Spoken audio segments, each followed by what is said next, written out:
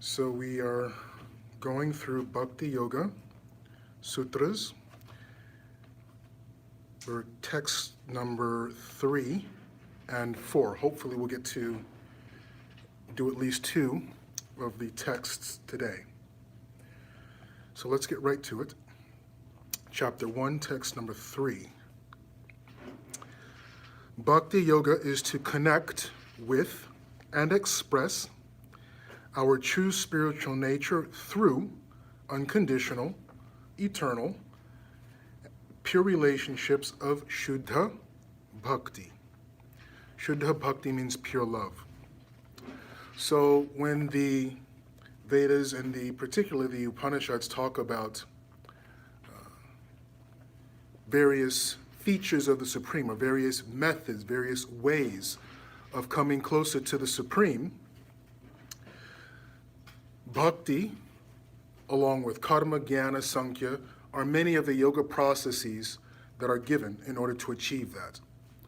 So the way to achieve, one of the ways to achieve connection, yoga means to connect, one of the ways to achieve that connection with the Supreme is through bhakti. Now there is a range from immature practice of bhakti to the mature, elevated, pure practice of bhakti. That's called Shuddha Bhakti. Shuddha means pure, unalloyed, uncontaminated, untouched by particularly and specifically what are called the Arishadvargas. We'll get into the Arishadvargas in chapter 3 or 4 of this book. But when love is untainted by the Arishadvargas, then it's described as pure. So this is the purpose and the meaning of Bhakti Yoga. The Bhakti Yoga is a practice of using pure, Shuddha Bhakti, pure love, in order to develop connection with the Supreme. A pure relationship of love. Remember last class, we talked about how Bhakti Yoga is unique from the other yogas in that it actually requires 2 people. You cannot practice Bhakti Yoga. A single individual cannot practice Bhakti Yoga. There is always a lover, so to speak, and a beloved. Sankhya, Jnana, Karma, Dhyana, Ashtanga, all the other yoga practices or processes can be practiced by oneself.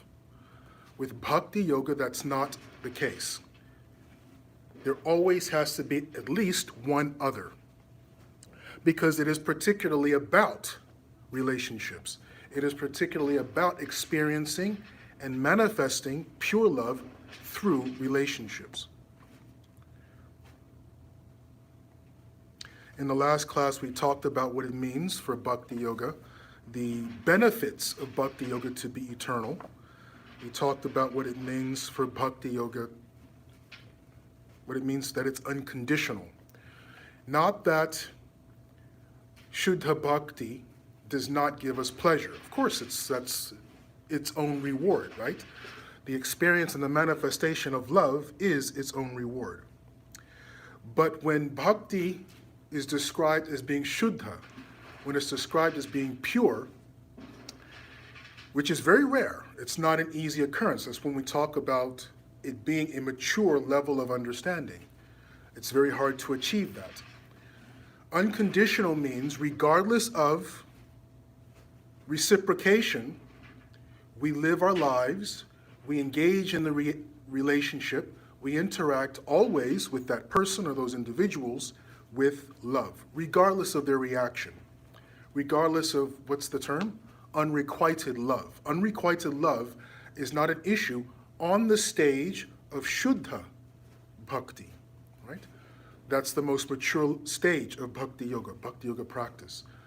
It is not necessary for our love to be requited because the joy, the experience, the premananda, that's the Sanskrit term. Prema means love, another term for love. Prema ananda means joy. Ananda means joy. So premananda, the premananda that we experience in mature bhakti does not necessitate our love to be requited from another person, even though bhakti requires that second person to be in the relationship, to be in the equation, not the relationship, in the equation. This is very important. Why Bhakti Yoga requires that other person, that other being, if you will, in the equation.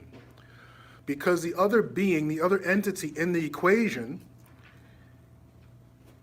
awakens or can incite both positive and negative feelings within us. And that incitement towards negative or positive feelings for the bhakti yogi, has to be understood, has to be realized, has to be taken into account. It is actually, if you think about it, a quick story. As many of you know, I spent some time overseas. After I graduated, I went to spend some time and I lived in Norway. And I was there alone for my first year. I was working there, but I didn't have any family or friends there. Few friends, but anyways, be that as it may. The point I'm trying to make is that I was there for my first Christmas. I was in Norway alone. Now, Norway is, I should say, celebrate Christmas quite differently than here in the United States. And I was quite surprised to see that. I was living in the city of Oslo at the time. And I had a roommate, and he had gone home for the holidays. And I was there, obviously. But it was Christmas Eve, yes, the night before Christmas, and of course Christmas Day, but the night before Christmas. Some friends had told me, many of my friends invited me, would you like to come to my home? You can stay with us, stay with. And I was like, no, I'll be all right, I'm just gonna stay home. I went, and that was back in the day. This was before 9/11, so it was early 2000 or 1999, or 2000, I think. Anyways, be that as it may. And I said, no, I'm gonna stay home. So it was when video stores, Blockbusters were still a thing. So I said, no, I'm gonna get some videos from the local video store, and I'm just gonna have a video marathon. That's gonna be my Christmas Eve. So I planned ahead, I got my videos, and I was all ready. Christmas Eve came, and Oslo is the capital city of Norway. It's a bustling city at all times. It is the first time I ever experienced the entire city was silent. There was not a car, there was not public transportation that had shut down, the stores were closed, there was no one on the street. I was the only, it was like I had the entire city to myself. It was a wonderful feeling. It was eerie, but it was quite an interesting experience. I went home, I turned on my movie I was watching, and I cooked something, and I had quite a nice Christmas Eve. And the reason why I bring that up is because we know the stories. I was listening to another radio program earlier in November, just before Thanksgiving. Actually, I was talking to a friend, and we were discussing going to visit family for the holidays and Thanksgiving. Anyways, we know how going to visit family for the holidays can be fraught with all kinds of dredging up of past, issues and arguments, and you hear radio shows talk about, are you going home for Thanksgiving? Yes. Are you looking forward to talking to this about that in the current events? And there's always that kind of, I shouldn't say always, but sometimes we know that being around family can be, let's say, testing of our patience, let's put it that way. I'm saying all of that to say this. It is oftentimes very, very easy to be alone, right? It is when we actually add a second person where we actually have to engage, we have to interact, we have to measure how we speak, we have to measure how we behave when there is another person involved. Another quick story. When I first returned to the United States, my sister lent me her car. And because it was her car, and I had a very nice relationship with my sister, I had it for about 2 weeks. I took nice care of the car. I made sure it was clean, both inside and out, oil was changed, so on and so forth. I took very good care of the car. Now, sometimes if it's our own property, we don't always take as good care as if it were a property belonging to someone with whom we have a good relationship, right? It is when we add the equation of another person, the dynamics can change. That's the uniqueness of Bhakti Yoga. We know throughout the stories of the Puranas, Mahabharata, Itihasas, these great, great rishis and munis, right? They go into Himalayas, they stand on their head, they do all kinds of yoga, all kinds of tapasya. Then they enter the world with the other kings and queens and the greater society, and they end up cursing people, they end up getting upset about something, because they enter an equation where they have to keep in consideration other person's realities, other person's feelings, who they are. That's the uniqueness of Bhakti Yoga. So Bhakti Yoga on the highest, purest level, Shuddha Bhakti, does not require for our love to be requited from the other person. But Bhakti Yoga does require that there be another person in the equation, because that other entity, that other being, forces us to address issues within ourselves that we may not otherwise have to address if we were alone. If I were experiencing Christmas in Norway with a bunch of my Norwegian friends, I may have to have conversed in Norwegian, for example. I had not learned Norwegian at the point. I'm vegetarian, as obviously you know, and most Norwegians are not. So how would I deal in a situation where there's all kinds of non-veg things on the table and I'm there as well? I have to learn to accommodate or deal or somehow interact.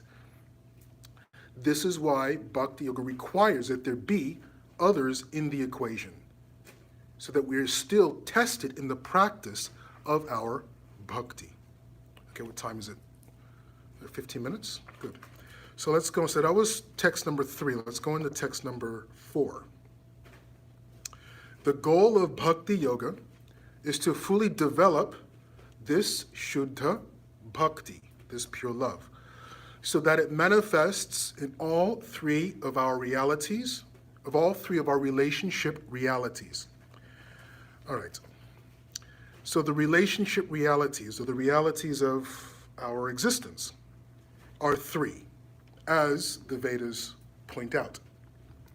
The first is called Adi Daiva. I wouldn't say the first, I'll say one is called Adi Daiva.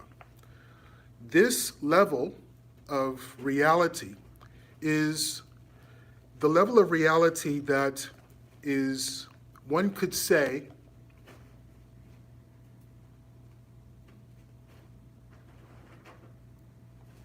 it's the spiritual level, right? Daiva means divine. So whether it's, regardless of your religion, your spiritual persuasion, Adi Daiva means one's relationship, your relationship with what you define, what you consider to be the divine. What is your relationship with that divine being, that divineness, that spirituality? That's Adi Daiva. So the purpose of Bhakti Yoga is to help us manifest Shuddha Bhakti, pure love, in relationship with the divine. However we define the divine. I mean, if we're atheists, that's a whole other issue entirely. But for those of us who have some spirituality, whatever the religion may be, how we manifest and have a relationship with the divine, Bhakti Yoga helps us, enables us to make sure that relationship is Shuddha Bhakti. It's a relationship of pure love. So that's the first, Adi Daiva. The second is Adi Bhautik. Adi Bhuta means other living entities, right? And we have so many relationships in life, professional relationships, personal relationships. in our community, right? So many different types of relationships with others. They're not necessarily divine, that's a different level, right? The supreme, the divine, that's a different level. That's Adidaiva. Adibhuta is, in this world, relationships with the entities, all entities, by the way, very important, all entities around us, not just human beings. So Bhakti Yoga, the purpose of Bhakti Yoga is to enable us to have and manifest relationships of Shuddha Bhakti with all living creatures. Adibhuta, all right? So Adidaiva, pure loving relationship with the Supreme. However, we may define the Supreme, that's irrelevant, that's secondary. To have pure Shuddha Bhakti, pure loving relationships with Adibhuta, all living creatures. One can even extrapolate to say all of the material manifestation, right? Society, the environment, and so on, that can be extrapolated even beyond. And the final level that Bhakti Yoga helps us to develop such Shuddha Bhakti relationships is called Adhyatma. Atma means the self. To have a pure relationship with one's self. This is actually extraordinarily and extremely important. And oftentimes, not nearly as much time is given to us having relationships, a positive, healthy relationship with ourselves. I was reading one study where I cannot remember the exact number, but I will say it was a number that completely astounded me. We have, in our minds, we have a lot of what's called self-talk, right? We talk about within our minds, we're going to work, we're driving, and in our minds, we have this conversation. Now, I don't mean to say we hear voices. If that's the case, you need to get a checkup. I don't mean it like that. What I mean is self-talk is we're going through life and have this, our mind is active. That's what I mean by self-talk. So studies have shown that upwards of 90% of our self-talk is actually negative. 90%, right? We do something and something goes wrong, we call ourselves stupid.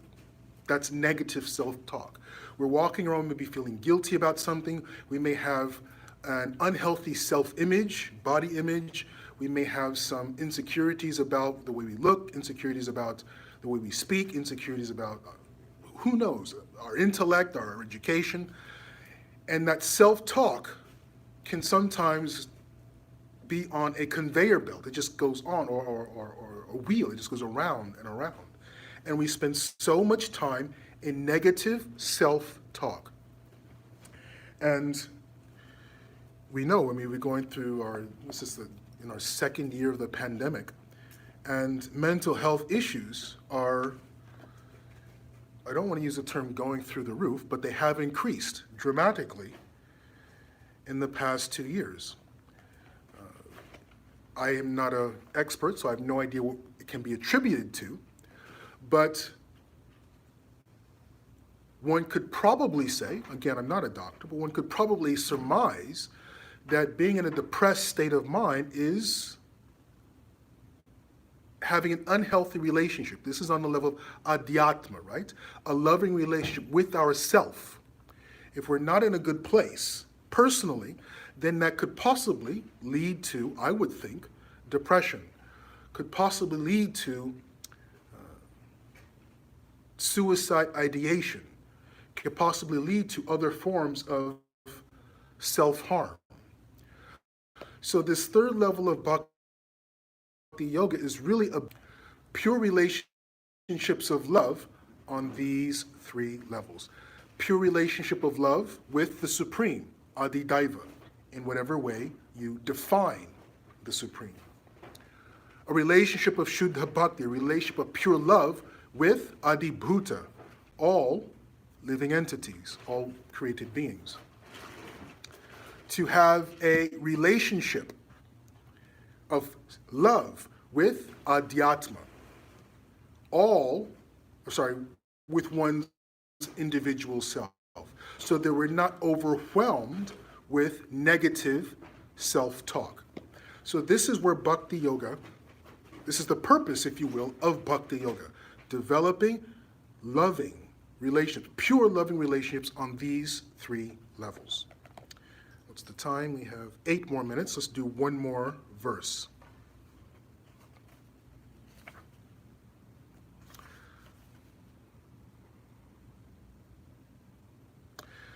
Text number 5.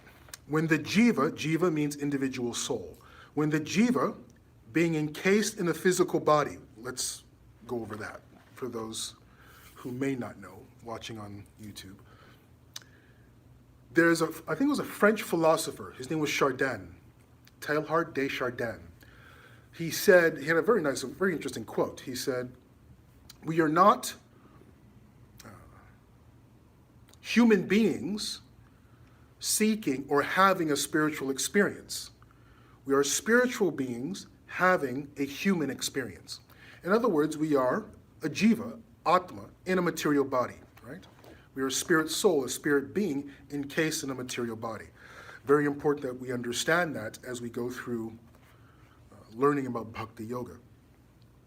When the jiva, individual, spiritual being encased in a physical body, has developed Shuddha Bhakti, pure love, this manifests in all 3 types of relationships. Now, this is very, very important and cannot be talked about enough because, as I mentioned, right, we know all the stories of the Puranas where the Rishi goes up into the mountain, stands on his head for a gazillion years.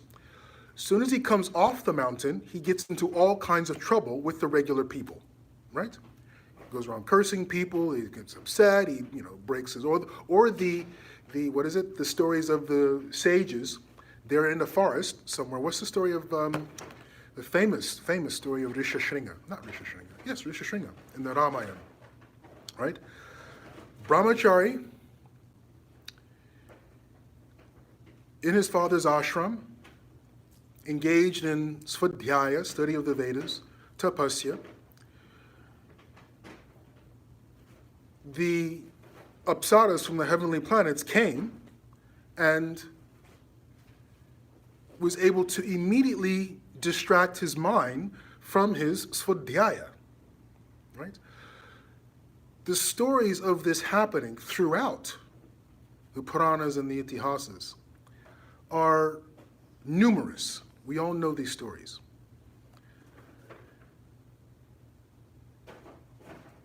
Developing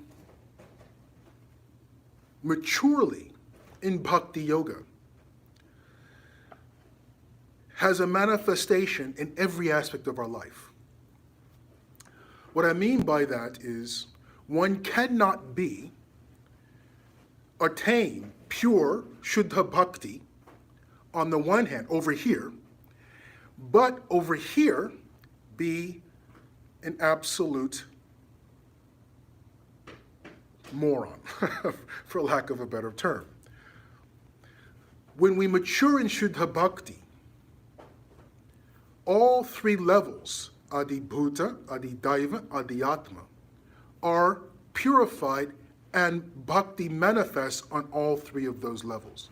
So one cannot, in other words, you cannot go to the mandir and exhibit Shuddha Bhakti to Ganesh, Ram, and Lord Shiva, right? You go to the mandir and express and manifest pure Shuddha Bhakti to Ram Krishna, to the deities on the altar, then go home and not have that manifest at home in your relationship with your spouse, children, and so on and so forth. The manifestation will take place in both areas of our life. It's kind of like a water, right? A fluid. We know how, what are those? Tankers, right? On a ship. Oh, tankers on a truck. That carry liquid. They are in sections, so the liquid doesn't destabilize the truck. But even though the tanker is in sections, there is a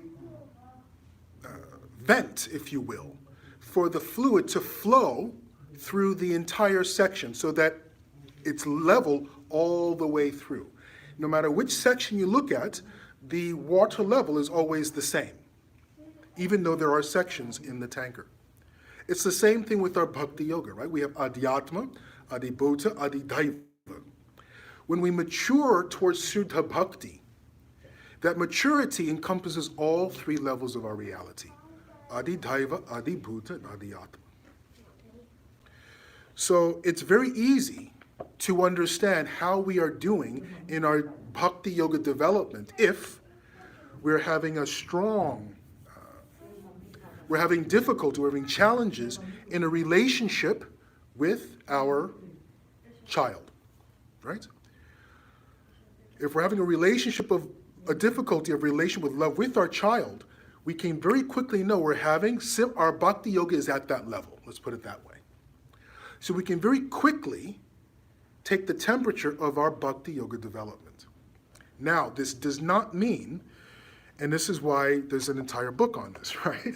It doesn't mean we are pushovers. It doesn't mean we allow people to mistreat us, to abuse us. I'm not talking about that. Not at all, in fact. And we will go into that as we study Bhakti Yoga more. What this means is that oftentimes, this is the example I like to use, sometimes